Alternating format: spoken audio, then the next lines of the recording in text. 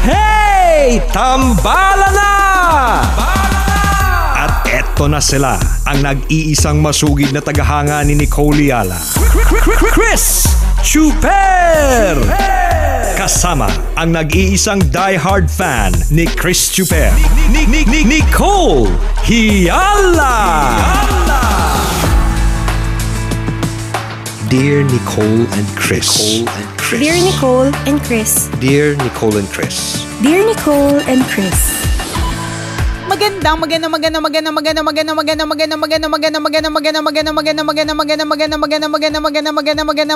morning, Luzon, Visayas at Mindanao, Metro and Mega Manila. Hi, partner.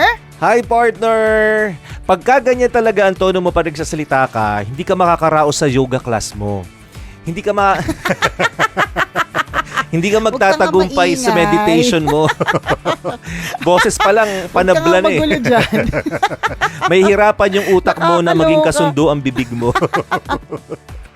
Ay nako, gracious talaga tong pinasok ko. Kasi po, alam niyo po mga kabisyo, kinikwento ko dito kay partner na nag-attend nga ako ng meditation na class. Tapos sabi ko, yung mga klase ko, parang nag-level up na talaga sila sa meditation nila. Eh ako, yung simple breathing exercises, nasistress ako kasi kapag ka tinatry kong mag-concentrate, pumikit at huminga ng malalim, mas lalo ko marami naiisip.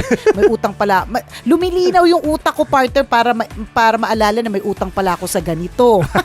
May hindi pa pala ako nababayaran sa ganyan. O diba, nagagambala ka ng isip mo. Uy, pero alam mo, meron daw explanation yan. Aba? Meron explanation yung teacher dyan. Na parang it's part of cleansing. Minsan nga yung iba partner, pag nagsistart daw sila, bigla nilang bigla silang makakaramdam ng galit or bigla silang makakaramdam ng lungkot. May mga ganun May ganung effect? na parang yun yung mga may ganung effect partner kasi parang may mga meron kang madidiscover about yourself. Yung mga minsan itinatago mo kasi masyado maingay yung mundo. Tapos nakatago lang siya deep inside your brain. Yung mga ganong malalim na usapin, ganun. Tapos kaya nga, halimbawa, nung first time namin, hindi ko nga sure partner kung tama tong nanchichismis ako tungkol sa tungkol sa klase namin. Pero hindi nyo naman po alam, tsaka hindi nyo naman po kilala. Pero anyways, as sabi ko lang, yung merong mga iba na not necessarily sa class namin partner. Biglang binawi no? Sa ibang klase po talaga ito. Ibang yoga class po ito. Iba.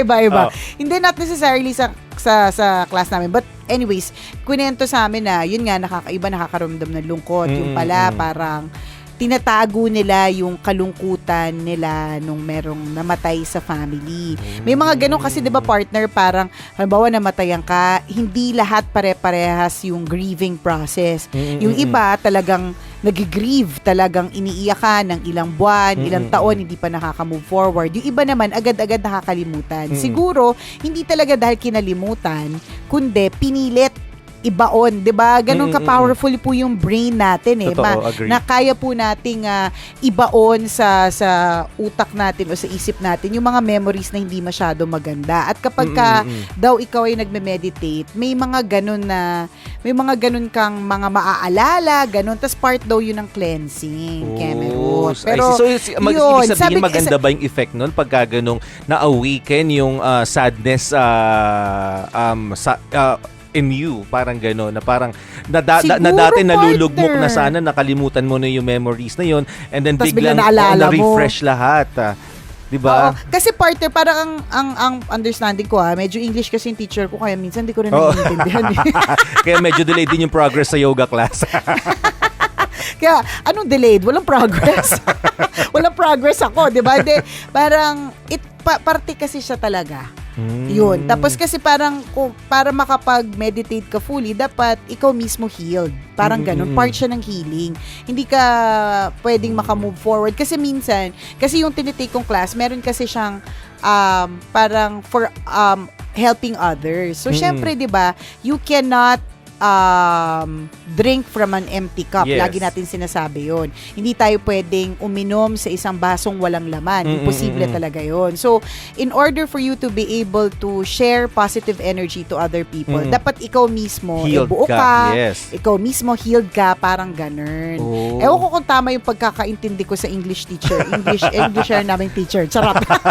Pero ganun. Pero nakaka-amaze. Nakaka-amaze yung how powerful the mind is. I think partner yun talaga yung isa din sa kung meron ako mapipick up doon is kung gaano ka powerful yung isip na kapag ka iniisip mo lagi ang isang bagay, totoo pala na yun ang binabato mo sa universe at yun din ang ibabato sa ng universe. So kung palagi ka talagang negatibo, kasi ito lagi natin sinasabi to partner, 'di ba, sa ere, na pag lagi ka negatibo, yung universe negatibo din ang ibabato sa iyo.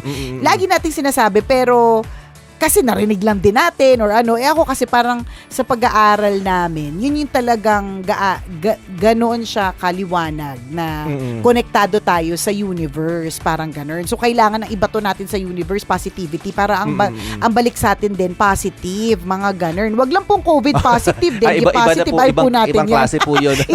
ibang klaseng positive pero po tama yan. ka sa sinabi mo, nakaka-believe talaga yung yun nga, power of mind, kung saan ka pwedeng dalhin ng isipan mo. Di ba, totoo yun na, yung the moment na pumikit ka lamang ngayon, di ba, kaya kang dalhin ng isip mo saan man ito gustuhin pumunta. Di ba, universe, ibang bansa, di ba, kahit saan pwede kang dalhin ng isip mo. And kapag, di ba, totoo yun, kapag sobrang lalim na yung iniisip mo, parang feeling mo, nandun ka na rin talaga. Hindi lang isip mo, ikaw mismo nandun na sa eksena.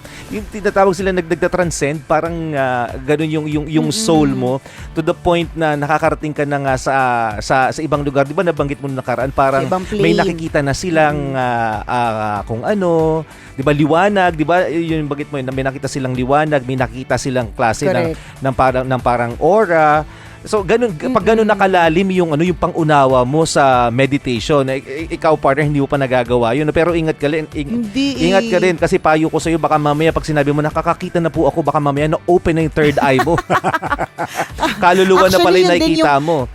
Actually partner, yun din yung possibilities dun eh. Oo. Meron kasi tayong iba't ibang mga chakra or parang energies na coming from our bodies at kasama yung third eye doon. So mahirap din talaga yung ganun. Kaya parang feeling ko hindi lahat given that gift na talaga makapag-concentrate ng ganun. Or parang kino-convince ko lang yung sarili ko kung bakit ako lang yung delayed ang learning.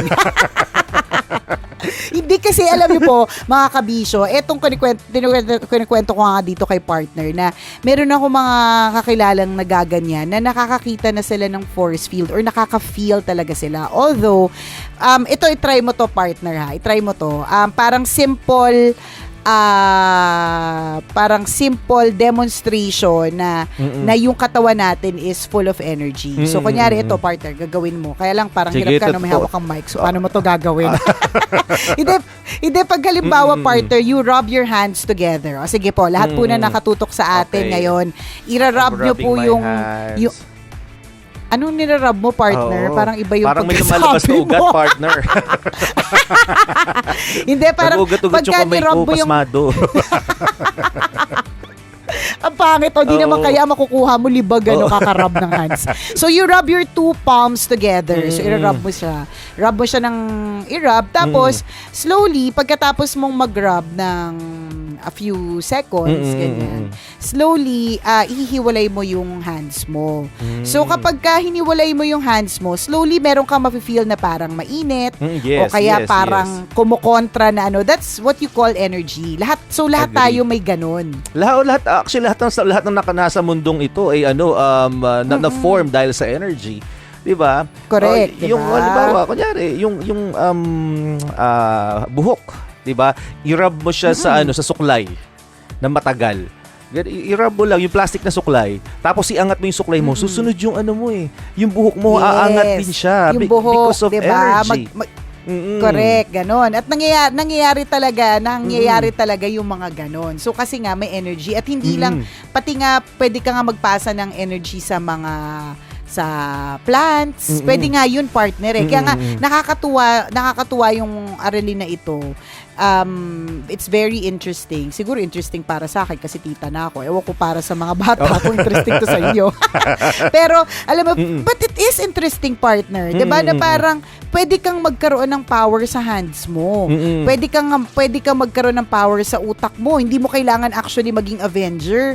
Alam mo yun, para katulad ni, sino ba yun? Si Professor Xavier, diba? Yung, o kaya kung napanood nyo yung The Wink Saga, para medyo mas bago, The Wink Saga sa Netflix.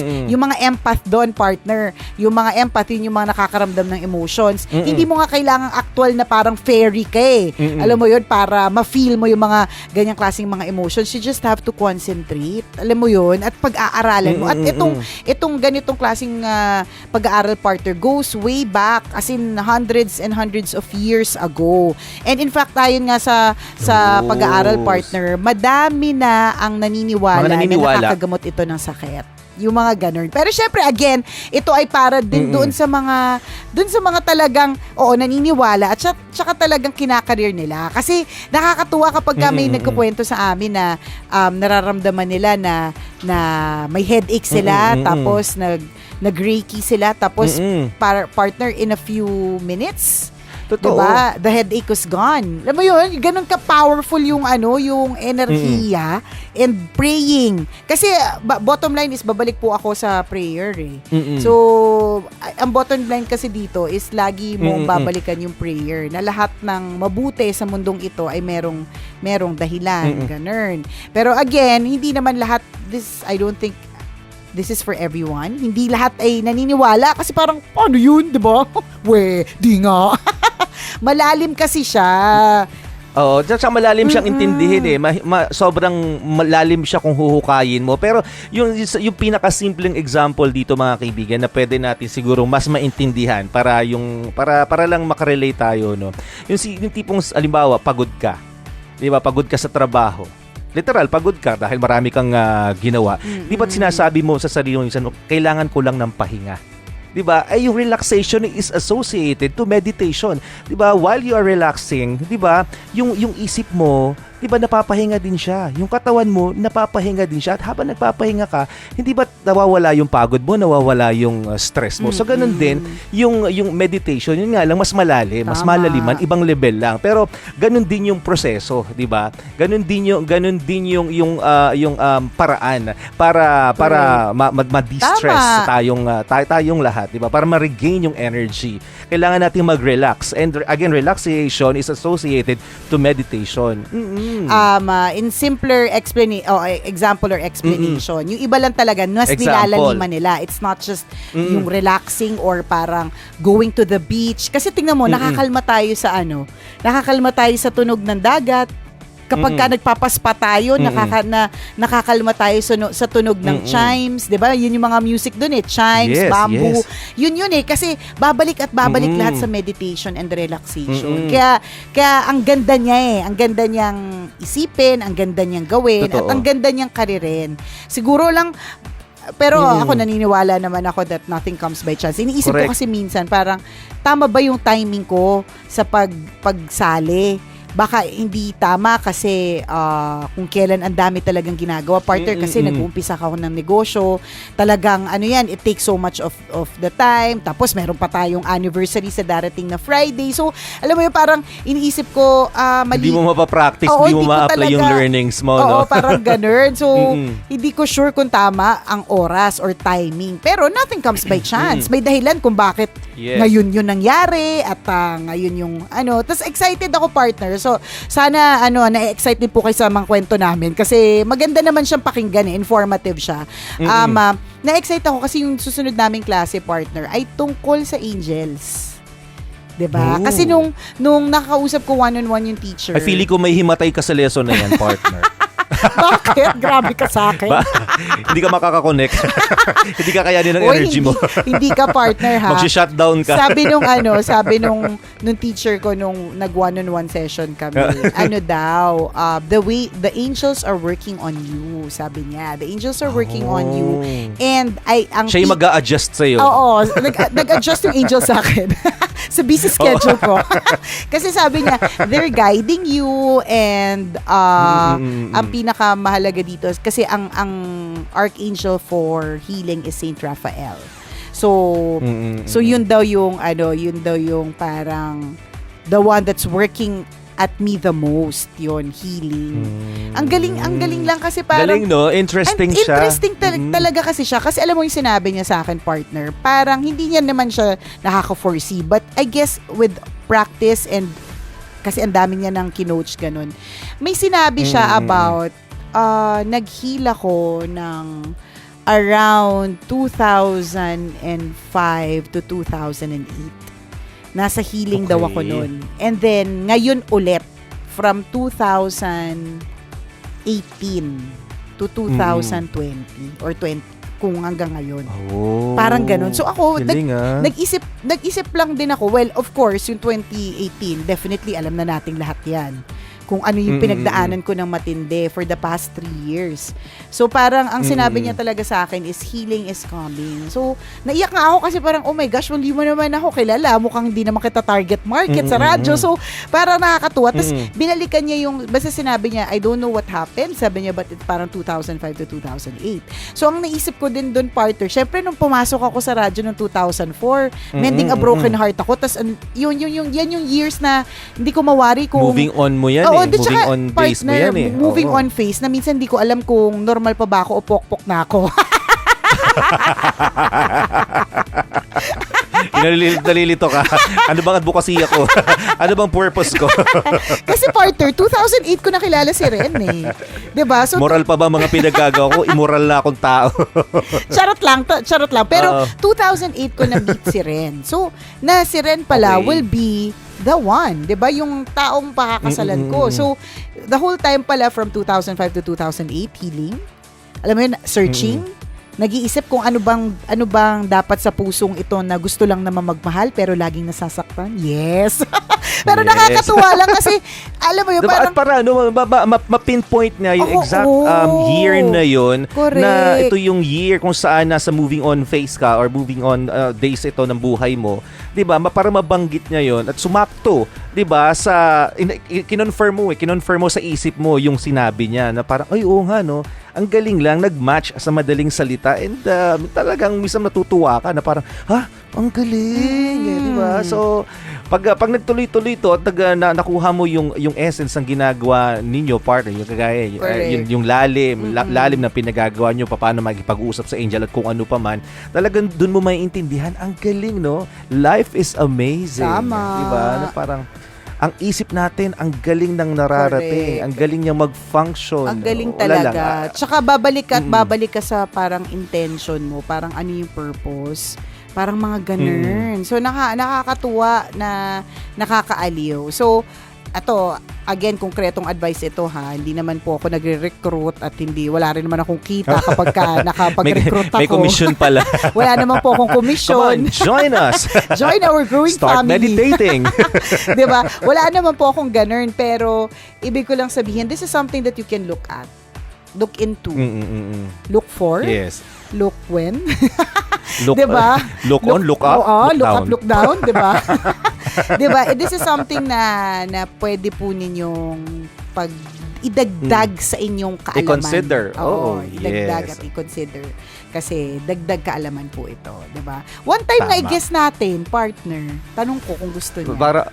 Pwede din. Kapag mga ito, mahal na araw, pwede. Kasi di ba marami sa atin na gusto mag-meditate. Itong March, April. Pwede, no? Pwede. Ang internet lang kasi natin parang tanga eh. Nakakainis eh. Pag tatlo tayo sa Facebook Live, nakakabwisit eh. Maski tayo na yung nandun na host partner, gusto din nating leave the group leave the meeting. Parang gusto tapusin agad yung usapan. Correct. Sobrang sama nung internet nating dalawa pag magkasama tayo eh. Ewan ko ba? Ayaw makasama nung internet. Baka may kasagutan yan yung mo, yoga teacher mo. Pwede niyang i-reiki yung energy. Pwede. Sige, tingnan natin. Let's see. Hay nako, yun lang mga karagdagang kaalaman. Kasi alam nyo po, ito lang dagdag ko lang not necessarily itong Reiki, meditation, ganyan. Anything now ay online. napakaraming free Yes, advice that you get from the internet. Napakadaming free lessons that you can get from the internet. So, Tama. grab mo yung opportunity na yan. Actually, ako nga, partner, nakakuha ko ng course na free sa Harvard ulit eh. Free course siya Isipin mo yun, free course siya for 8 weeks. Pero kung parang ang babayaran mo lang doon yung certificate or something. Pero technically, ang mahal kasi syempre, nun eh. ipiprint nila yun. ipiprint nila yun, diba? papadala nila yun. Pero sulat nila yung pangalan oo, mo. pero hindi siya mahal. I mean, for a certificate tapos Harvard. Ang maganda sa mas kanya. mahal pa nga sa recto. Oo, di ba? true. Mas mo doon sa Harvard. Oo, 'di ba? Tapos libre siya. Libre siya. Mahal yun eh. Mahal ang mga courses dun. Libre mo siya makuha. Kailangan mo lang talagang mag-search. Kailangan mo lang talagang seryosohin. Kasi kung hindi mo siya seryosohin, kung hindi mo i-explore, wali na nga. Ganun. Tama. So, good luck. So, don't stop learning. Hindi, madaming interesanting bagay sa mundo na True. pwede mong i-explore, Kabisyo. Tama. And you can get it for free sometimes. Correct. So, Isang malaking check ng pink na ballpen. Maraming salamat sa pagtutok sa amin ngayong oras na ito. Mamayang alas 9. Si Chris Super may pa-bring me. Nako, partner, pag-isipan mo na kung anong Nako. ipapa-bring me mo para magbigay ka ng Gusto ko yan. 500 pesos. Kaya at tabayaran niyo po yan mamayang alas 9. Muli ako po si Nicole Yala. At ako naman si Cambio King Chris Chuper. Na nagpapaalala, walang matatag na relasyon. Sa malanding may determinasyon. Yon. Always your number one SM radio station.